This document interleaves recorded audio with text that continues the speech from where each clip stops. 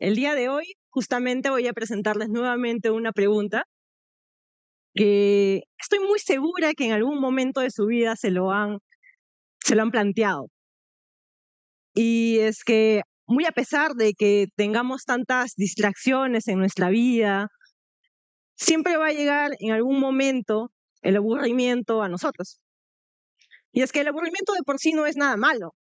más bien nos puede ayudar a generar nuevas ideas, a plantearnos nuevos conceptos y hacernos preguntas como estas. ¿Estamos solos? Y es curioso porque en la mayoría de casos, cada vez que uno se pregunta ello,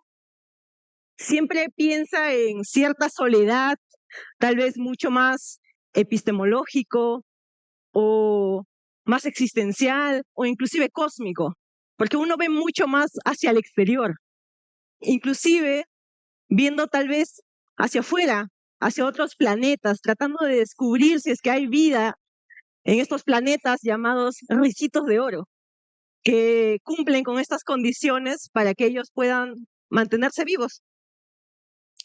Pero si les dijera que al final y al cabo no es necesario ver tan lejos, porque de por sí,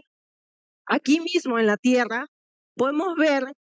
muchos seres como tal que cumplen estas condiciones en las cuales pueden existir otros organismos como estos de aquí, tales como lo que son bacterias, protozoarios, virus, y los podemos ver justamente dentro de otros individuos como tal, como en este caso una simple mariposa.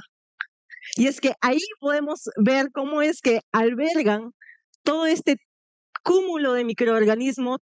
y miles de ellos. Y es que al final y al cabo, ellos no están ahí simplemente para poder buscar un hospedaje y ya, sino que tienen funciones, diferentes roles muy interesantes en sí. Y es que pues, en el caso de las mariposas, como les menciono, ellos van a poder cumplir ciertos roles bastante interesantes, como es el caso de una bacteria en el que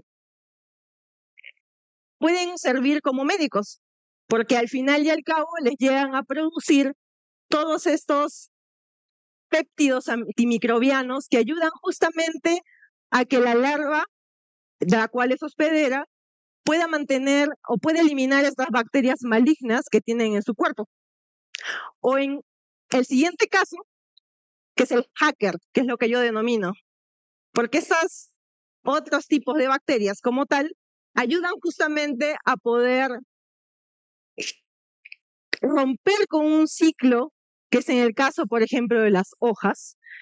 que tienen que llegar a un cierto nivel de senescencia, tienen que morir. Pero esas hojas como tal sirven de alimento para sus propias larvas. Y justamente utilizan ciertos compuestos químicos para que las hormonas que son fotosintéticas simplemente no se despidan. Y en ese caso, por ejemplo, es como decirle, hey, no te detengas en la fotosíntesis porque necesito que mi larva continúe viva. Entonces, ustedes van a ver esta hoja de color crema como tal, y van a ver un punto de color verde en el cual va a estar la larva viviendo, y esa es la que nosotros denominamos la isla verde. Y aquí van a poder ver justamente una cierta conexión en que al final y al cabo estos microorganismos como tal no están dentro de estos individuos justamente porque les gusta servir a ellos o porque están al final y al cabo pagando un alquiler, sino porque tienen una misión mucho más interesante, que es justamente proteger o mantener su progenie. Es por ello de que cumplen con muchas misiones en sí. Y para poder lograr ello, inclusive manipulan a su hospedador. Y algo interesante que me llamó bastante la atención es que al tener ellos esta característica y al final y al cabo no tienen ninguna restricción ética, lo que más les interesa es mantener a las hembras.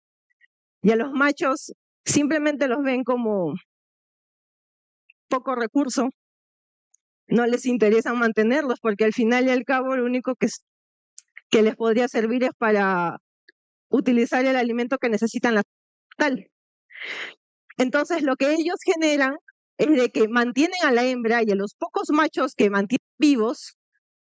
los colocan como una especie de cinturón de castidad.